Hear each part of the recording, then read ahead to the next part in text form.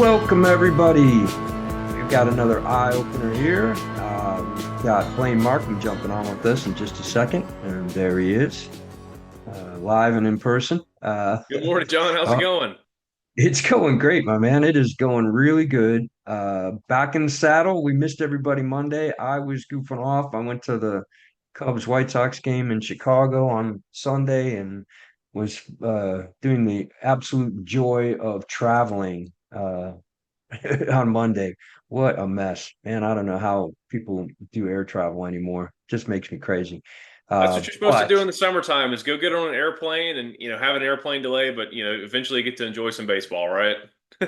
hey, man, I was happy to get to enjoy the baseball. The game was great. We won. It's all good. And I know I was just telling you, it's like, they won when I was there. So I feel like I need to be at every game moving forward. So, Exactly. uh, but lucky for everybody here, I am here and I get to drag you in with me and we get to talk about another pick because I think I noticed that the pick we had last week did really well. So I was really pleased with it. And I'm going to go ahead and hand it off to you and let you start talking about it.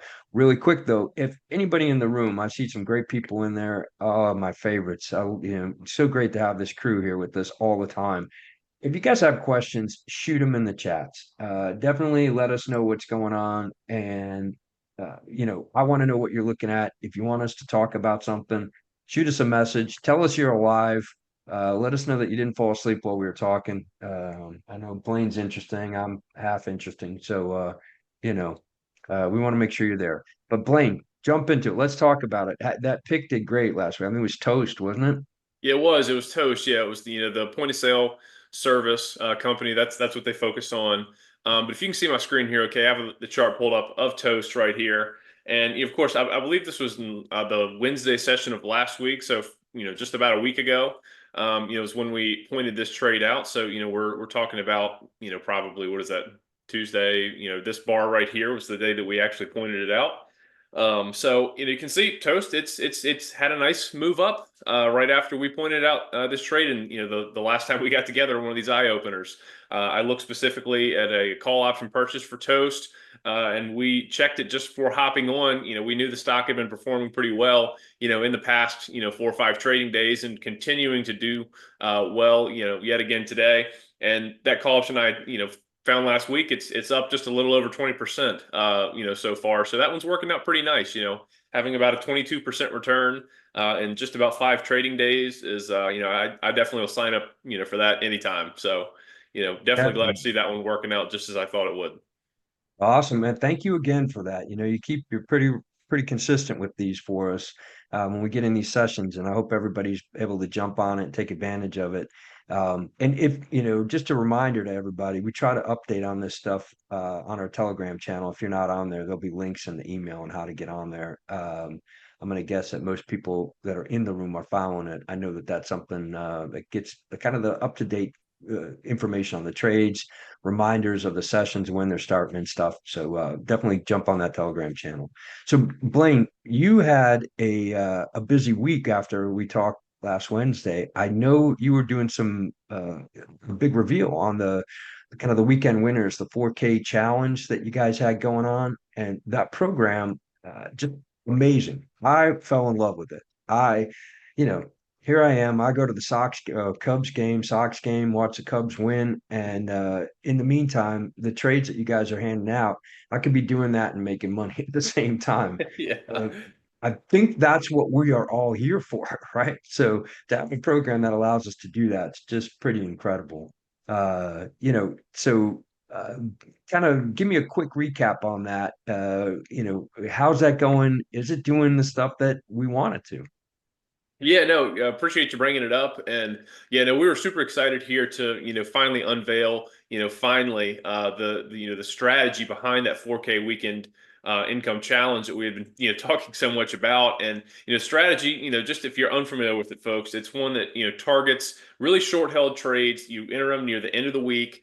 You look to re-enter those trades exit those trades. Sorry. Still haven't had enough coffee yet this morning, John. But sorry, you enter the trades near the end of the week, you hold them over the weekend, and then come the beginning of the following week, you're looking to exit those trades. So you're really just holding it for a very short period of time, most of which the market's actually closed, so the prices aren't moving around, and the strategy is designed to exploit just a little bit of a unique occurrence in markets, where you're going to have a lot of time value decay happening over the weekends, even when the markets are closed and those prices are frozen still, not moving. So it's looking to exploit that in a high probability way, and it's been working out. We've had a fantastic win rate of late. Over the past several months, we've actually had an even better win rate than what we found throughout our historical testing. The testing period showed just over an 85% win rate on that strategy that's powering the weekend winners system.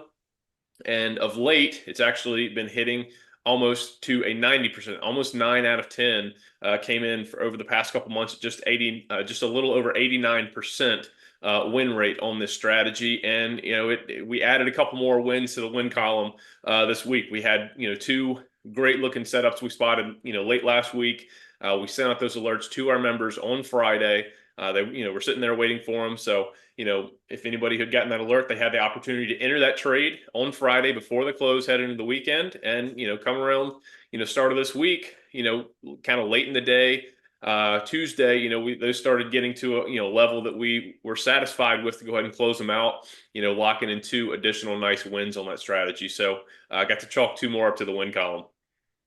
Yeah, well, like I said, I can't, I don't know how else to say it with any more enthusiasm or confidence. I'm a big fan. I love it. The piece that I get so excited about is I get into a trade and I'm obsessed with it. I want to look at it, I want to follow it, I want to watch it, and it's probably not healthy. I'll be the first to tell you to watch it that closely.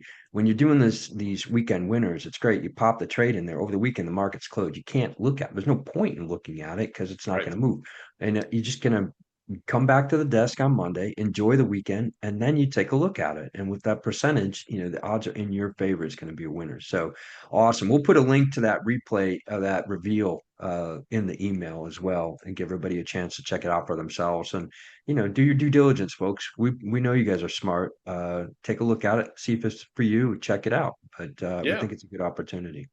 Absolutely. Yeah, no, it's been, hugely popular here with our team specifically. It's a newer strategy. It's not really like anything we've ever done before. It's really a new strategy. And it's just so unique because of, just how it works, the actual strategy behind it.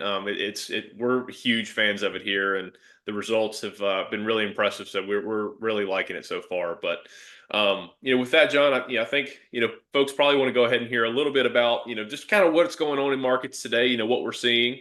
So I think, probably go ahead and pivot over to what I have today for them. Absolutely. Jump in, man. Yeah, so obviously, John, big day in the markets again.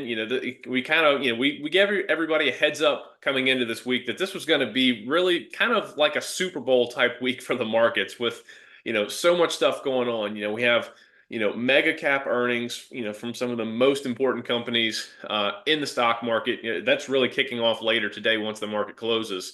But just tons and tons of major earnings reports this week. We got a GDP report this morning. Tomorrow, we're getting a PCE inflation report just in a couple hours from now, actually. We have a Fed meeting, and they're going to be announcing their Fed rate decision. So a lot of things going on. Friday, there's a jobs report. Trade deals are getting ironed out. I mean, it's just, it's enough to make your head spin, right?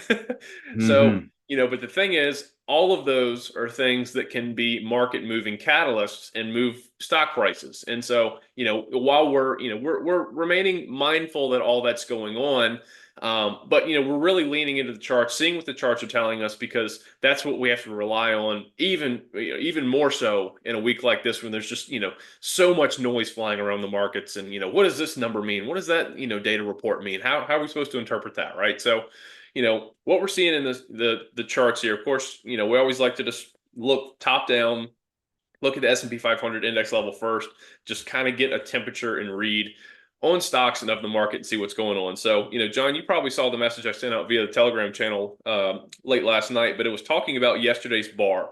And it was, Hmm. a signal that it's one that I really watch out for because it's a really high probability signal in markets. And it was that we were, I mentioned it yesterday on our TOD live call. I sent it out last night once it was finalized. But right here, this bar is what you call a bearish engulfing bar. Now, you typically also want to see confirmation the following day, which we haven't quite gotten that yet, but it still can signal that a short-term reversal is getting ready to happen. So anytime you get an engulfing bar, you can be either bullish or bearish. In this case, it was bearish. And again, just if you're unfamiliar with what that means, it means for this bar that the high of the day and the low of the day, so essentially you're looking at the day's range, is outside on both ends of the previous day's range. So you can see here's a shorter range, a much wider range this day. And then the bearish aspect comes in is that it was a down close. It closed lower and closed near the session lows of the day.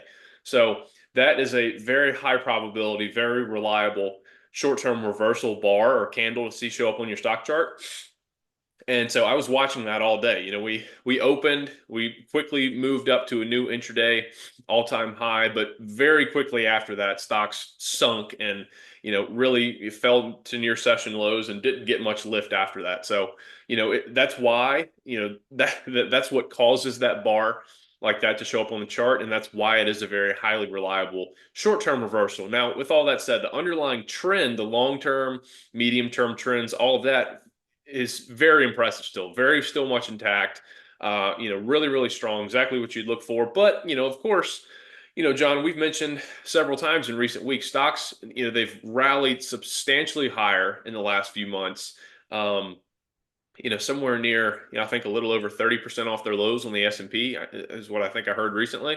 I haven't done the exact math, but, having that type of a move in just a handful of months, it's reasonable to expect a handful of pullbacks along the way. So we can see, of course, stocks are still trading above the upper Keltner channel right now. They have been for a little over a week, and that's also being shown down here in our RSI chart, with the RSI consistently remaining above this level of 70 right here, also signifying that in the short term, stocks are a little overheated, still a little, short-term frothy, and are likely due for a bit of a pullback, maybe down to the middle Keltner channel. There's a couple other resistance levels that'll start coming into play too, whenever that eventual pullback does happen. But again, John, seeing that bar on the chart yesterday, I thought that could be a very early signal that we could be in for another one of those pullbacks in markets. Because I think at this point it's certainly reasonable to expect stocks to pull back just slightly off these all-time highs.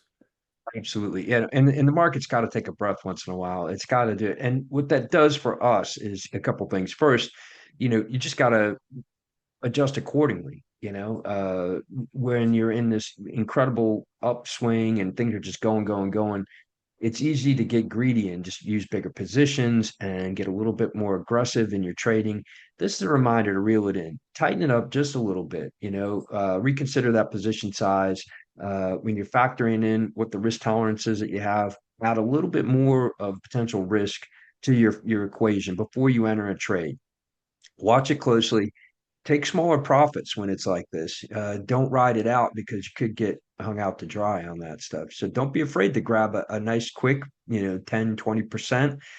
Be happy with that. It's a heck of a lot better than losing 50%. So lock in the money, bird in the hand, right? So great to point this out. Blane, thank you so much. This is really, and it's a backdrop, right? So this is the Right. index that we're looking at. And within that index, there's a huge amount of stocks and bunch of sectors all involved in this. And that money's churning in there. It's moving, it's rotating, it's going from one sector to another sector. Some are hotter, some are colder, all that stuff. And that's where we get into the next step here. So I know that you're already looking at where your next move is going to be. Let's go ahead and jump into that and see what you're kind of drilling down into, Blane, because Yeah, I am exactly right. anxious to see it. Yeah, exactly. As you said, there is, this is just the backdrop. This is just kind of the broader context of what's going on. But of course, the more you drill down, the more you zoom in. Of course, there's still areas of opportunity. And as a trader, I'm putting my trader hat on. That's what you're out looking for, right? Even if the markets are broadly in short-term overbought state, you're still looking for what's working, what's moving, and, where the trading action is. And so that's what brings me to this next chart right here. This is one, John, I love looking at these charts. It's a ratio chart, and it specifically is a ratio between the XLK Tech Sector ETF and the S&P 500 ETF. So essentially, what you're looking at is the price of XLK just divided by the current index level of the S&P. And what that gives you is when you see this, this line right here representing each of those data points, if you see the line starting to slope up like we have in the past couple months, anytime you see that on a ratio chart, what that is indicating is that your numerator, in this case XLK or the tech sector, is starting to outperform your denominator, or in this case the S&P 500. So of course the S&P 500 had a fantastic run over the past couple months, but seeing that this line is sloping up, that means that the XLK and tech sector has had even that much better of a run over the last couple months. So what that is indicating here is incredibly strong relative strength being displayed by the tech stocks. That's what this line sloping up means. That's all we're looking for in this chart right here. So because of that, broadly the market, very much, pretty clearly in short-term overbought status, but, we're still looking for opportunity, in the places with the strongest relative strength in this market. And,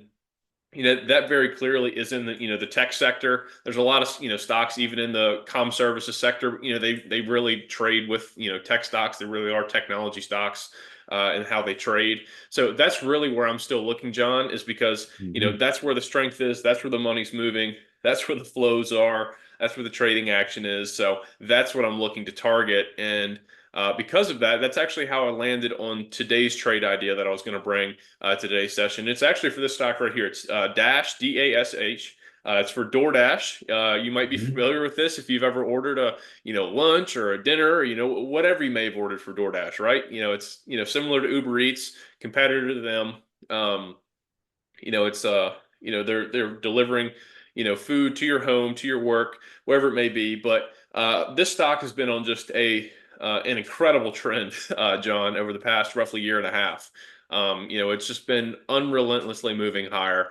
And that has been no different over the past couple months. You can see this is actually just looking at the past 6 months worth of trading for DoorDash. Great trend. You can see just right off the bat going from the lower left to the upper right. So that's always great. You see a stock in a very, strong confirmed bullish trend. But looking a little closer, we can see that we have a handful of technical buy signals going on, right? So here we have our red line right here. It's currently above our green line down here. So our red line is our 21-day EMA. It's currently trading above our 63-day EMA. So that's signaling, a short to medium term buy signal for DoorDash. You can see actually when the buy signal occurred is right here in late April as the stock was breaking out of this consolidation period. You can see right there is when the buy signal triggered. And ever since then, the stock has continued to rally higher. And the distance between those EMAs has actually continued to widen out, strengthening that buy signal. So, a great looking trend underlying the stock right here. And looking a little closer into the chart too, we also have our Keltner channels overlaid here. And so we can see that DoorDash is currently trading inside of the Keltner channels. You can see it's not above the upper channel, and it's just above the middle. So it's right in the zone that we'd want to look to target for a bullish trade opportunity. And then again, down here on the RSI, we can see RSI is currently spiking up. That line's trending up, but it's not above the level of 70. So, that's signaling increasing relative strength for DoorDash while also not being overbought. So, exactly the type of setup that I wanted to go ahead and target out there in markets. And so, with this one, John, one consideration about kind of how I landed on the specific trade of how I'd look to target it. DoorDash, we're still right in the heart of earnings season, right? We talked about it a little bit earlier. There's a lot of very significant earnings reports. I mean, we've seen a couple stocks already report earnings this season. By and large, it's been a good reporting season. A lot of beats, a really high beat rate on both revenues and EPS. But for the stocks that have maybe slightly missed or come marginally off of the expectation, they've gotten punished, right? So it's always a good reminder to see that during earnings season. You kind of get some, maybe some exaggerated moves based on some of those earnings reports, either up or down. And you never know heading into those reports exactly how it's going to play out. So DoorDash here, they, of course, you can see that their next earnings are coming up on August 6th. So they're coming up next week. So really being mindful of that. Because again, the stocks can act a little irrationally around earnings. Anybody who's followed the market for any long period of time has seen plenty of instances of this, right? So, With this trade, I was actually, it's a great looking setup. I do think the stock's likely set to trend higher from here. Just it's got a great looking trend. The technicals look fantastic for the stock. But keeping that in mind, I'm looking to target it with a little bit more strategic play with this one, using an in-the-money call option debit spread, and actually going, fairly deep in the money with this one, and specifically targeting the September 19th expiration right here. And how I landed on these strikes, John, is one, you can see the price is currently bouncing around a bit, but I was able to find a spread that, as long as I can get filled at 8 points or lower, which this spread, it's been most of the morning trading below 8 points. So I feel pretty confident that if I put an order in at 8 points for this call debit spread, that I can get filled there. So it meets the profit potential guidelines I'd be looking for. But the one other thing I factored in with this trade is you can actually use the options market to calculate an implied move for a stock, particularly around earnings. It's very helpful. And so I actually looked at the options market to see, exactly where, DoorDash, exactly the type of move that the options market was pricing in post earnings. And it was actually, currently pricing in about a 9% move, either plus or minus, post earnings report. So, with that in mind, I set my spread a little bit more than 9% down in the money so that it's sufficiently in the money. So should you get a move like that, you have a higher probability of the trade remaining in the money, and come option expiration, setting up to be a successful trade. So getting into the strikes here, I was looking to buy to open the 210 strike call, and also simultaneously sell to open the 220 strike call. Again, you can see this price, it's been bouncing around a little bit, but I would look to go ahead and get into this spread at 8 points or lower. That would be where I would set my limit price. So, at 8 points is where I would, kind of the top level I'd look to get into that trade. But that's what I had for today, John. Yeah, really interesting. So if you can just hold on to that chart for just a second, one of the first things I noticed when we started talking about this is that you could almost set these two charts, the S&P and then this chart next to each other, and be like S&P with a big caution signal on it, and this with a big thumbs up. I mean, the Mhm. S&P is up above that top Keltner channel, definitely looking overbought. This one right in the sweet spot. When it's in that top half of that Keltner channel, it just got a huge momentum behind it, heading in the right direction. But it's great having you here to kind of stop me before I get overly enthusiastic and stupid, which I'm really good at doing. This would be like me. Oh, I'm just going to buy a call. I'm just going to jump in and buy a call on this, and it's going up. Great. What can happen? Oh, earnings. Duh. I would have totally. I don't know that I would have, but there's a good chance I'd have overlooked that piece of the equation. So to have that kind of, all right, well, you could just buy a call, but the smarter thing to do is get that spread and really put yourself in a position to win no matter what happens with this. So that's an awesome piece of advice. I got a couple sayings. The first thing is you never buy a boat, you always have a friend with a boat. You never buy a pool, you always have a friend with a pool. All of it's way too much work to be able to enjoy. It's a lot easier to just go over and enjoy the work that they did. And I feel like that's what I'm doing here. I'm not smart, so I need smarter people in my sessions so I can find these great trades. So I'm going to totally take advantage of your Oh, man. wisdom on this stuff. Again, I have to say again because it's been happening over and over. Really love this stuff. I'll take that as that you like the trade. Then I appreciate it. Absolutely. Now, this is really great. We're totally gonna, keep an eye on this one. Hey, Carlos, thanks for chiming in, man. It's so good to see people kind of speaking up in here. Love having everybody in the room. I see familiar names. Appreciate you guys taking time out of your day and being here. Hopefully, if you're watching this on the replay, jump in these sessions, man, because we're trying to make them fun. We want to make sure that we cover everything that everyone's interested in and not just the stuff that we want to talk about. So we'll do that. I'm gonna put links to the weekend winter stuff in the email that goes out. So if you're looking at this and you're interested in that, definitely jump into that email. You'll see the link to that. I want to make sure that you guys have the opportunity to check it out. It's something that I'm really excited about. It's like the number of trades that you can find are pretty generous. It's not necessarily just one trade per weekend. There might be multiple trades that are out there. So it's a great program. So definitely check out that link and take advantage of it.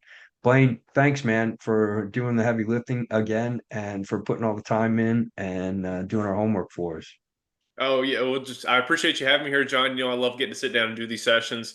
Spot these opportunities, talk to folks about kind of what's going on out there, what I'm seeing in the markets, what to really watch out for themselves that's upcoming. Just like later on today, just be anticipating that here in a couple hours you could see stock prices moving around quite a bit because the Fed's going to start speaking and release their decision and things like that. So it's kind of trying to put that context out there, paint the picture for folks so they understand what's going on, what's moving markets. So I really appreciate the opportunity to be here and do it.